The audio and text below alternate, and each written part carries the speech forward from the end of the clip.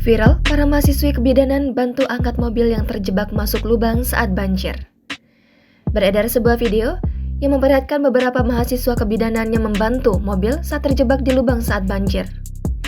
Video tersebut diunggah oleh akun TikTok @murashi_ dan telah ditonton hampir 2,5 juta tayangan dan mendapatkan lebih dari 200.000 tanda suka.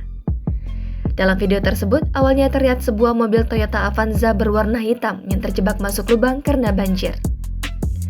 Di tengah rintik hujan, beberapa wanita yang diketahui merupakan mahasiswa kebidanan lengkap dengan seragamnya ingin membantu mobil yang terjebak tersebut. Nampak terdapat sekitar 6 wanita yang berusaha mengangkat mobil tersebut namun belum berhasil. Hingga akhirnya datang wanita ketujuh yang ikut membantu mobil tersebut dan akhirnya mobil itu dapat keluar dari lubang. Berdasarkan deskripsi unggahan, kejadian tersebut terjadi di kota Pontianak, Kalimantan Barat. Sontak saja video tersebut mengundang berbagai komentar warganet. Banyak warganet yang mengapresiasi dan terpukau dengan aksi para mahasiswi kebidanan tersebut.